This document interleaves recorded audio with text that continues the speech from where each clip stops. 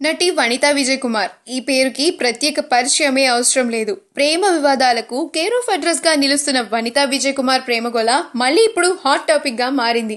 ఎక్కడ చూసినా ఈమె గురించి డిస్కషన్ జరుగుతుంది. కమెంట్స్ రూపంలో విరుచుకు పడుతున్నారు నెటిజన్లు. ఇప్పటికే ముగ్గురు భర్తలకు బ్రేకప్ చెప్పేసిన నటి వనిత మరొకసారి ప్రేమలో పడిందట. నాలుగోసారి కూడా ఈమెకు ప్రేమ పుట్టిందట. ఈ విషయాన్ని సోషల్ మీడియా ద్వారా వెల్లడించింది. ప్రేమ వివాదాలకు కేర్ ఆఫ్ అడ్రస్ గా నిలుస్తున్న వనితా విజయ్ కుమార్ ప్రేమగోల మళ్ళీ ఇప్పుడు టాక్ ఆఫ్ ది ఇండస్ట్రీ అయిపోయింది.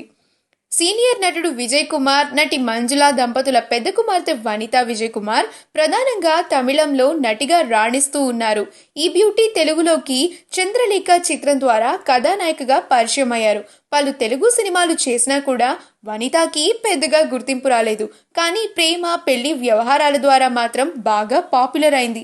ఇప్పటికే వనిత ముగ్గురితో ప్రేమలో పడి 3 పెళ్లిళ్లను చేసుకుంది. ముగ్గురికి విడాకులు కూడా ఇచ్చేసింది. దీంతో వివాదాస్పద సంచలన నటిగా మారిపోయింది. ఈ ఏడాది జూన్లో వనిత అప్పటికే పెళ్లైన పీటర్ పాల్ ప్రేమలో పడి పెళ్లి చేసుకున్న సంగతి తెలిసిందే. ఆమెకు ఇది 3వ వివాహం. కేవలం 4 నెలల్లోనే ఈ బంధానికి ఫుల్ స్టాప్ పడిపోయింది. పీటర్ కి అప్పటికే పెళ్లైంది. ఆమెకు విడాకులు కూడా ఇవ్వలేదు. వనితని పెళ్లి చేసుకున్నాడు. అయితే ఆయనకు అప్పటికే డ్రగ్స్, మద్యం తీసుకునే అలవాట్లున్నాయి. అది శృతి మించిపోయింది. దీంతో వీరిద్దరి మధ్య విభేదాలు తలెత్తాయి. విడిపోతున్నట్లుగా ప్రకటించారు. ఈ బాధ నుంచి కూడా తొందరగా కోలుకుంది వనిత. ఇటీవల ట్రెండీగా ముస్తాబాయి ఫోటోలకు పోజులిస్తోంది. అవి సోషల్ మీడియాలో వైరల్ కూడా అయ్యాయి. బిగ్ బాస్ 3లో పాల్గొని మరింత పాపులర్ అయిన వనిత ప్రస్తుతం టీవీ కార్యక్రమాల్లో పాల్గొంటోంది.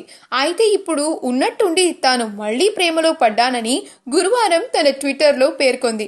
ఆమె ఎవరి ప్రేమలో పడింది అన్న విషయంపై క్లారిటీ మాత్రం ఇవ్వలేదు. దీంతో నెటిజన్లు ఆమెని సోషల్ మీడియాలో ట్రోల్ చేస్తున్నారు. వనిత ప్రేమ వ్యవహారాలపై ప్రధానంగా కమెంట్స్ చేస్తున్నారు.